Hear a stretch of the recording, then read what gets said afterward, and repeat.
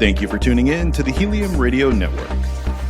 You are listening to a rebroadcast of a previously recorded show.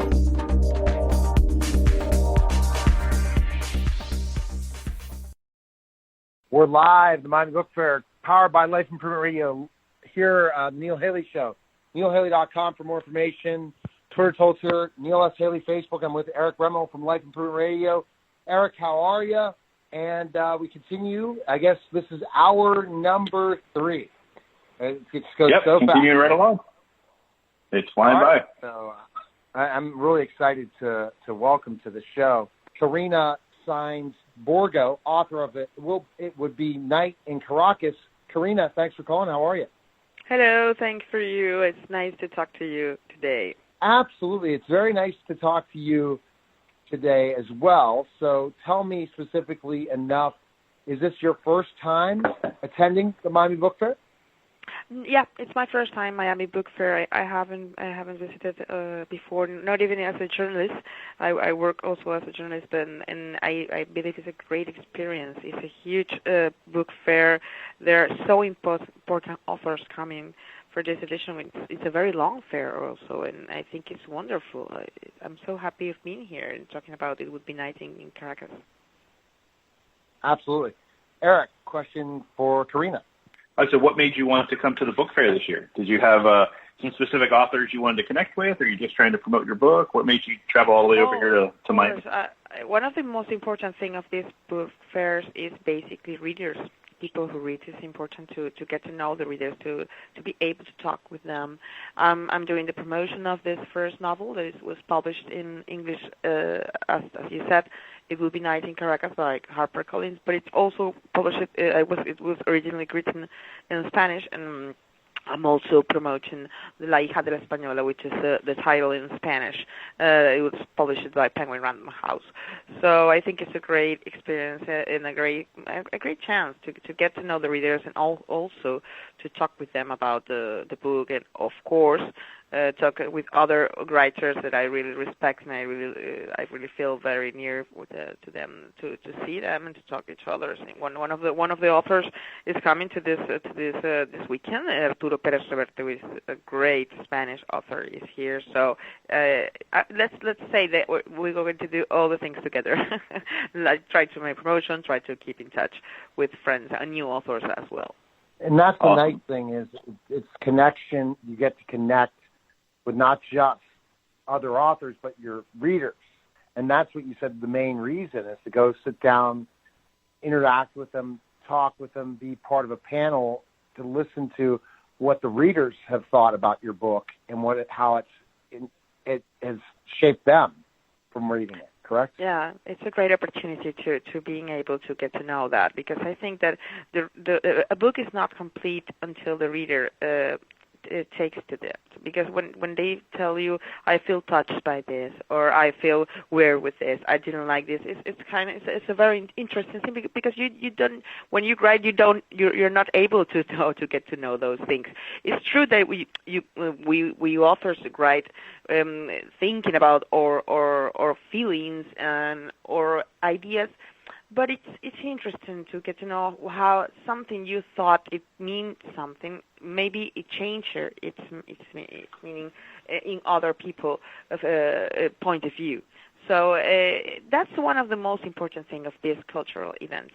And specifically in Miami, in which you have these two languages living together, Spanish and English, and I think that's great. That's so important. It has so power the reading and book and literature to get people to connect and to understand them, each other.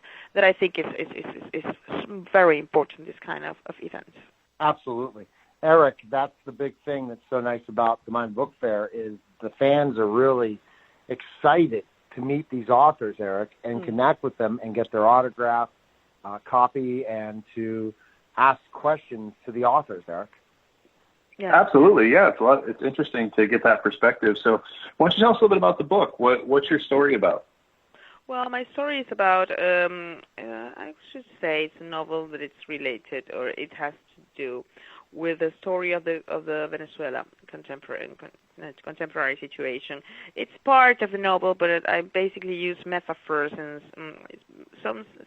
a way I talk about the main character, Adelaida Falcon, is a woman that loses her mother, and the novel starts with her in front of an open grave, and she's trying to bury her mother in a very violent city, in which there's a very huge authoritarian power that is against citizens. This regime is called Los Hijos de la Revolución, and it's a way to describe how in which way this woman is not only losing a mother, but also a country, because she loses her house.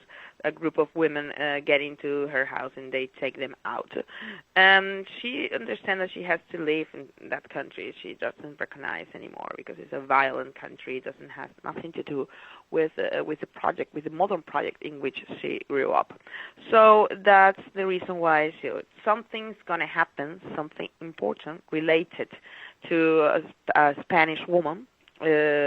Related with identity, she's going to steal her identity, to run away from her country. So that's the basic the idea of the book, and there's a huge way to work in a very literary way to describe in which way people this feeling of the guilty of surviving. Adelaida Falcon is a victim that in a way becomes a perpetrator. So it's this paradox I try to show to the readers is, what would you do if you lose a country, if you lose your house, if you lose everything? What would you do? And obviously, it's a way to explain and talk about totalitarianism as a main issue of the book.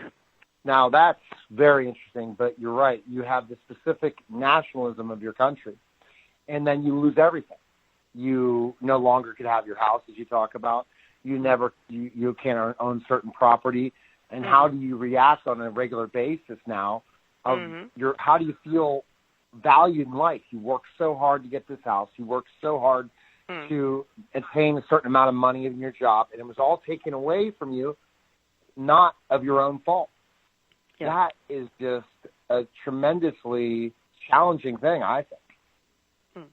Yeah, it's a complete human tragedy, because one of the things that is more I think it's the worst thing of a process in which power is so huge is the way people, individuals, are erased. In a way, they lose every single thing in a very. There's your house. It's not only to lose a house. It's to lose. To lose the language that disappears in a way. People stop talking to each other. People is more. They are so. They need to find food because there's not enough food or medicines, and they do not have time even thinking about personal projects, about political projects. It's a way to erase individuals in the worst way. Using that's also violence.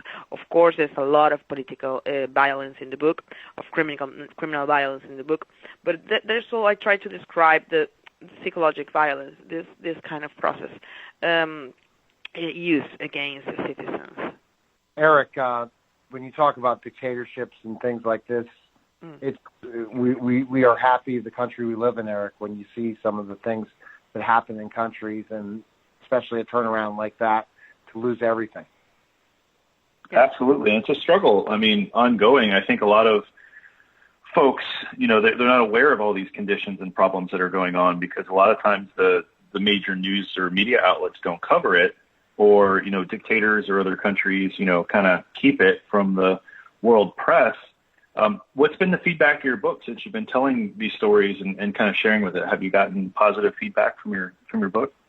Yeah. Well, one of the things people said is that they feel touched by this terrible situation, but basically, and also is the way I try to explain it. It's true that I describe very violent and specific things that happens, but I change the point of view.